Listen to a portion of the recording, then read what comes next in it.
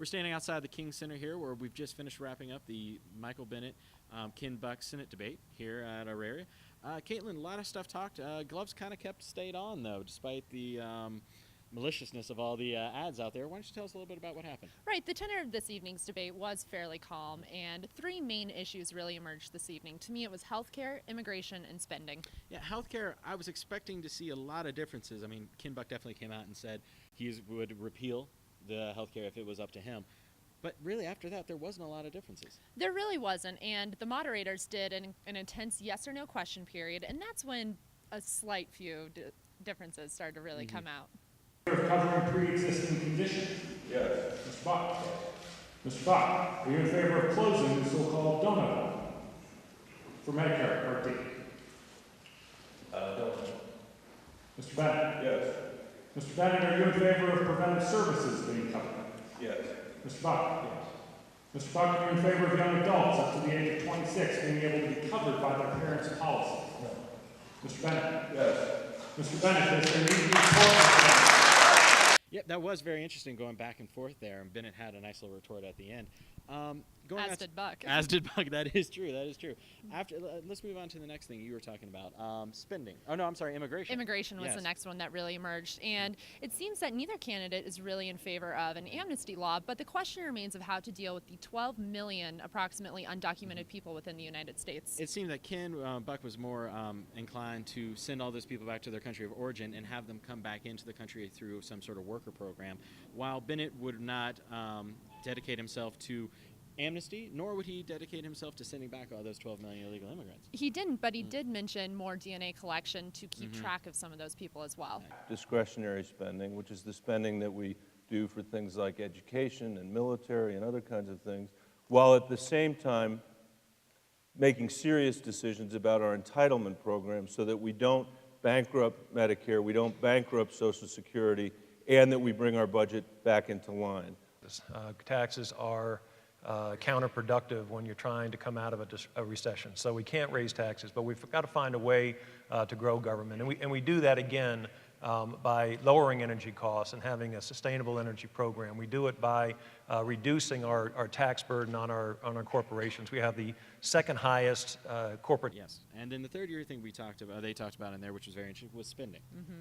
And both candidates really seem to emphasize the fact that we need to somehow control our spending. Now, the ways that they would go about it are entirely different. Ourselves that it's okay to borrow from the Chinese to pay for our inability to make decisions and stick our kids with the bill. And so I think what we need to have is a serious conversation, not just about the Bush tax cuts and whether they ought to be extended or not, but what we're doing to have a tax policy in this country that's actually driving innovation in our economy and is not just rewarding the last special interest that happened to walk through the door. They're decreasing the spending in Washington, D.C. I get back to my last answer. I think we need to find ways in the Constitution to define what our key functions are in the federal government, and I think we need to get away from those other functions. You expect to, I guess, in this political season. There was actually a question brought forward by a 7th grader and her freshman and high school brother about legacies, and that really even tended to bring about spending as well. Well, it did, and both candidates really emphasized the fact that they don't want to further burden our generation and subsequent generations with more debt, which is something students in general are very concerned about. Douglas County. My question for you is, if you're elected senator, what do you realistically hope to accomplish?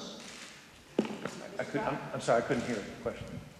If you're elected senator, what do you realistically hope to accomplish? Mr. Buck, you first. Yeah, I'll tell you what my priority is, and I think it's realistic. It isn't realistic on the first day, it's not realistic on the first month or year, but what I think is realistic is to enact a constitutional balanced budget amendment in this country. This job, just like my last job, is all about trying to make a contribution to making sure we're not the first generation of Americans to leave less opportunity, not more, to our kids and to our grandkids. And you know, that little brief interaction was one of the only times where higher education tended to get brought up. Mind you, it's a state issue, so it's very hard for federal relays to really deal with it. But at the same time, you would expect them maybe to give it a little more play considering the location of the debate. Ramsey hit the nail on the head, though, in Colorado, especially as we've talked about before in our show, is in a hole. an inescapable hole right now with higher education funding, but it's something students will continue to be interested in. And I understand that we had quite a few students in the audience as well as outside. That we did, actually, to cut you off there, but that we did. And actually, we're going to bring on special reporter Peter Aragon with the Met Report. Peter, you were outside covering the beginning of the debates. Why don't you tell us a little bit about what the scenario was out there? Yes, thank you, Ramsey. Thank you, Caitlin. As you both said, the gloves did stay on and it did stay calm inside the debate, but outside the gloves were close to coming off as supporters did come out in full force for their candidates, and it did make for an interesting start to the debate.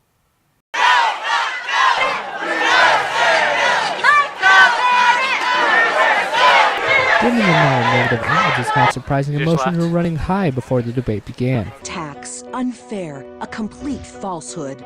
Look what else he's done. He voted for Buck has an extreme tax plan. I think we need to reduce corporate taxes. The two candidates' rallies were originally planned to be separate, but Buck supporters converged on the Bennet rally, prompting police to erect barricades between the two sides. These barricades became more necessary as the two sides attempted to shout the other down with political slogans and insults. While both groups seemed highly motivated, I was hard-pressed to find members to discuss their views. I'm supporting Senator Bennet right now because I feel like right now it's going to be a difficult time in the next few years with the budget shortfall when it comes to higher education. He's standing up for what he actually believes.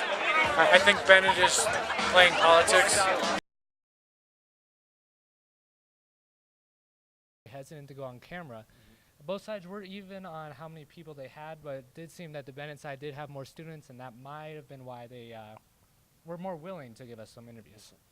Interesting, and with 3 weeks left before the election here, I'm sure it'll continue to get more intense. So for Peter Aragon, Ramsey Scott, I'm Caitlin Gibbons.